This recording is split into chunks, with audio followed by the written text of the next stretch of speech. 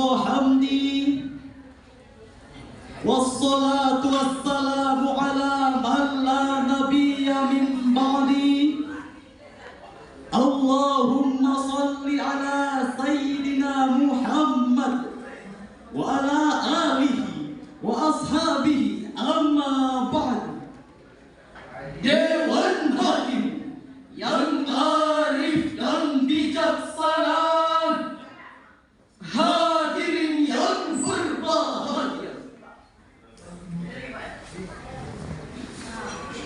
Berdasarkan sensus Badan Pusat Statistik tahun 2010, terdapat 1.340 suku bangsa dan kita menempati peringkat kedua dunia setelah Papua Nugini. Kita memiliki kekayaan bahasa sebanyak 718 bahasa. Bahkan Badan Informasi Geospasial pada tahun 2022 telah meresmikan dan membakukan 17.024 nama pulau di Indonesia yang telah ditetapkan oleh Perserikatan Bangsa-Bangsa. Jumlah ini lebih banyak daripada hasil survei Badan Pusat Statistik tahun 2021. Kekayaan ini jangan membuat kita senang ataupun bangga, sebab potensi-potensi konflik dan ruang-ruang perpecahan dapat saja terjadi seketika, baik di daerah terpencil maupun di daerah perkotaan. Perang antar suku karena adanya berita hoax, perkelahian antar kelompok karena adanya rasa solidaritas, konflik antar suku karena ada perbedaan budaya, bahkan pertikaian kerap terjadi hanya karena persoalan tanah adat. Hadirin, 8 Juni 2023, Kompas.com menulis sebuah berita yang sangat menggegerkan sekaligus memprihatinkan. Perang antar suku terjadi di distrik Topo, Kabupaten Nabire, Papua Tengah pada Senin 5 Juni 2023 siang, menyebabkan 2 warga dari salah satu suku tewas. Pertikaian tersebut terjadi ketika salah satu suku mengklaim tapal batas tanah adat secara sepihak. Mengapa semua itu terjadi? Hal ini disebabkan rendahnya semangat seluruh komponen bangsa untuk merawat persaudaraan di seluruh sendi kehidupan. Dari sudut pandang tersebut, tergerak hati kami untuk menyampaikan sebuah syarahan dengan judul Merawat Persaudaraan di Tengah Masyarakat Multikultural, dengan rujukan firman Allah dalam Al-Quran Surah Al-Hujurat ayat 13 berikut ini. A'udzu billahi minasyaitonir rajim.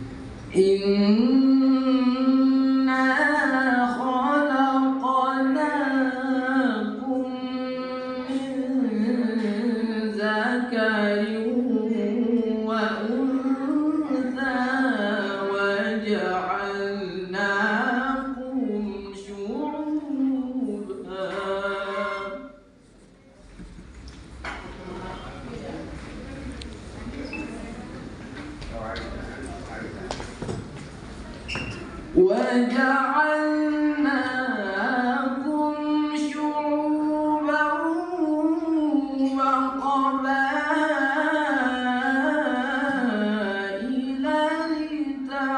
لتعارفوا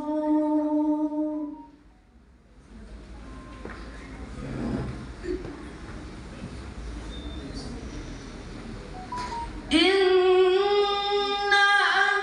أكرمكم عند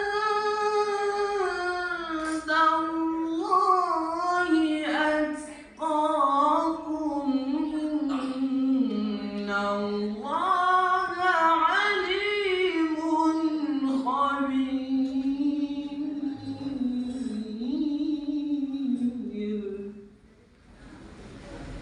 Hamba berlindung kepada Allah dari godaan syaitan yang terkutuk, dengan menyebut nama-Mu ya Allah yang Maha Pengasih lagi Maha Penyayang. Wahai manusia, sungguh kami telah menciptakan kamu dari seorang laki-laki dan seorang perempuan. Kemudian kami menjadikan kamu berbangsa-bangsa dan bersuku-suku agar kamu saling mengenal. Sungguh yang paling mulia di antara kamu di sisi Allah ialah orang yang paling bertakwa. Sungguh Allah Maha mengetahui, Maha teliti. Hadirin yang berbahagia, jika melihat sebab turunnya ayat di atas, sebagaimana diriwayatkan oleh Abu Daud, ayat ini berkaitan dengan Abu Him yang bekerja sebagai tukang bekam. Pada suatu hari, Nabi Muhammad SAW meminta Bani Fayadah untuk menikahkan putrinya dengan Abu Him. Namun mereka menolak karena ia pernah menjadi budak bagi mereka. Sikap ini dikecam oleh Al-Quran dan ditegaskan bahwa asal-usul dan derajat manusia adalah sama. Allah Subhanahu wa Ta'ala menciptakan manusia dari hasil hubungan antara laki-laki dengan perempuan. Hal ini menegaskan bahwa derajat semua manusia adalah sama. Tidak ada perbedaan antara bangsa yang satu dengan bangsa yang lain. Kemuliaan di sisi Allah hanya dibedakan dengan takwa dan keimanannya. Hadirin yang berbahagia, Sallallahu ala Muhammad. Wahai manusia, Sallallahu alaihi Allah jadikan berbagai jenis manusia. Sallallahu Dari jenis Adam dan Hawa, Sallallahu berbangsa dan bersuku yang berbeda-beda. Ya Habibi Ya Muhammad. Ingatkah siapa yang paling mulia di sisinya? Yang paling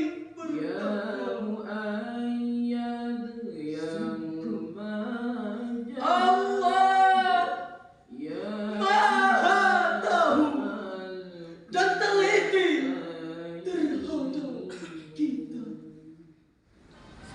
hadirin yang berbahagia, 14 abad yang lalu Islam telah memberikan petunjuk kepada kita, seperti yang dapat kita baca dalam Quran Surah Al-Hujurat ayat 13 di atas. Untuk mewujudkan kebersamaan dalam keragaman, khususnya dalam konteks kehidupan berbangsa dan bernegara. Sekurang-kurangnya terdapat dua prinsip besar petunjuk Al-Quran yang mesti kita amalkan dalam mewarnai kehidupan bersama dalam keragaman.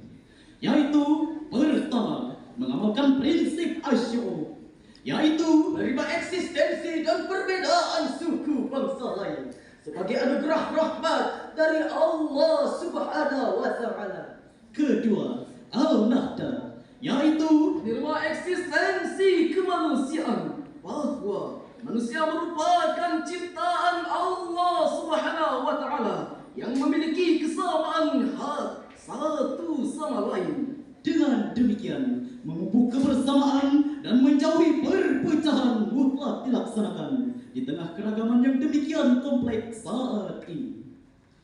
Rasulullah sallallahu alaihi wasallam bersabda, Alaikum bil jama'ati wa iyyakum wal furqata. Hendaknya kalian berjamaah dan hindarilah perpecahan. Hadis riwayat Ahmad, Al-Tirmizi dan Ibnu Majah. hadirin yang berbahagia, Parik dalam Hadum 2011-115 memberikan pengertian multikulturalisme dalam 3 hal. Pertama, multikultural berkenaan dengan budaya. Kedua, merujuk pada keagamaan yang tersedia. Dan ketiga, berkenaan dengan tindakan spesifik pada respon keagamaan. Parik juga mendefinisikan bahwa masyarakat multikultural adalah masyarakat yang terdiri dari komunitas budaya yang berbeda-beda dengan segala keunggulan dan perbedaan kecil yang ada. Dalam pandangan dunia, sistem makna, nilai, bentuk organisasi, sejarah, adat istiadat, dan tradisi. Timbul pertanyaan hadirin, bagaimanakah dalam pandangan Islam terkait dengan keberagaman budaya seperti yang terjadi di negeri kita tercinta ini? Sebagai jawabannya, mari kita simak firman Allah dalam Al-Quran surah Ar-Rum ayat 22 berikut ini. Wa min ayatihi khalqus samawati wal ardi wa ikhtilafu alsinatikum wa alwanikum.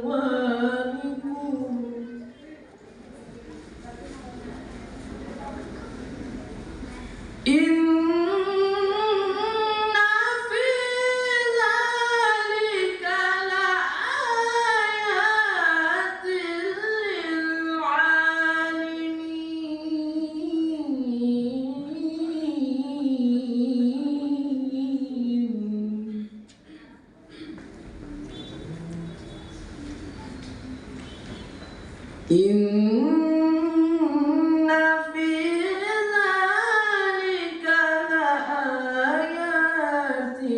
lil 'alimin.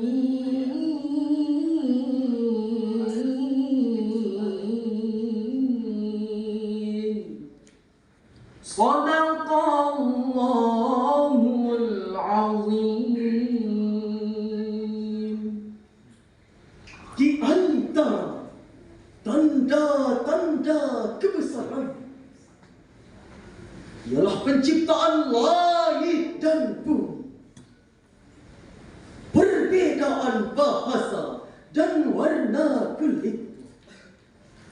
Sesungguhnya pada yang demikian itu benar-benar terdapat tanda-tanda kebesaran Allah bagi orang-orang yang berilmu.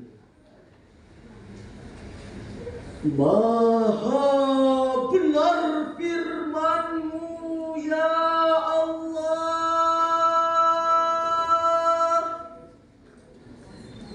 lagi Maha Agung. Hadirin yang berbahagia, dalam tafsir Maulidi yang diterbitkan oleh Kementerian Agama Republik Indonesia di Jakarta menjelaskan bahwa di antara tanda-tanda kebesarannya ialah penciptaan langit tanpa penyangga dan bumi yang terhampar. Demikian Demikian pula perbedaan bahasamu yang diucapkan dengan mulut yang terdiri atas unsur yang sama, bibir, gigi, dan lidah, dan perbedaan warna kulitmu meski kamu berasal dari sumber yang satu.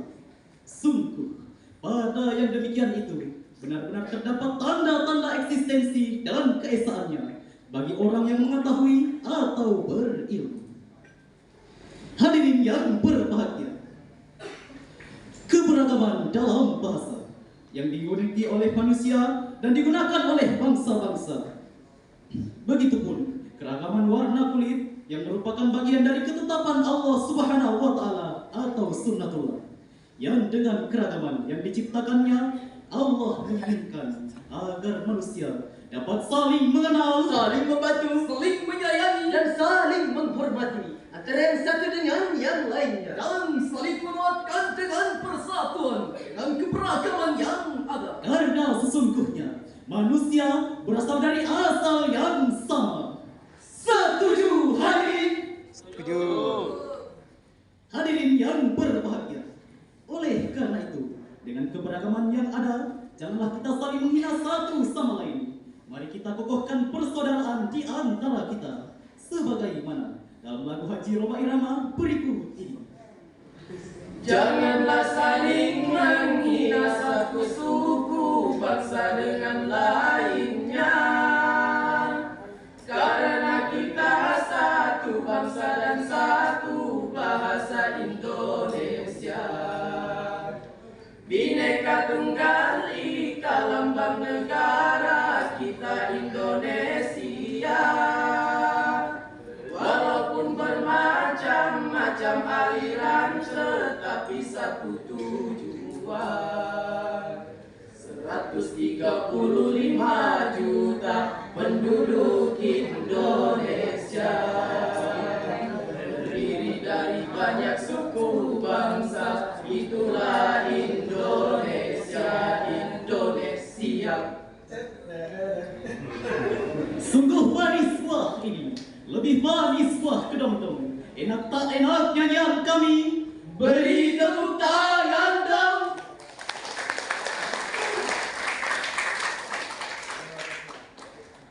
hadirin yang berbahagia. Berdasarkan uraian tadi, maka dapat disimpulkan Bahwa keberagaman agama, suku, bahasa, bangsa, serta warna kulit merupakan sunnatullah dalam penciptaannya. Tidak boleh menjadikan alat untuk berbangga diri dan merendahkan pihak lain. untuk merawat persaudaraan di tengah keberagaman dapat diwujudkan dengan cara saling toleransi, saling menghormati, dan saling menghargai dalam segala aspek kehidupan. hadirin yang berbahagia. Mangga muda rasanya masam, Dipotong-potong dijadikan asinan. Walaupun masyarakatnya beragam, selalu menjaga persaudaraan. hadirin, demikianlah syarahan yang sempat kami sampaikan. Lebih dan kurangnya mohon dimaafkan. Kami akhiri dengan ucapan wallahu muwaffiq ila aqwamit thariq. Assalamualaikum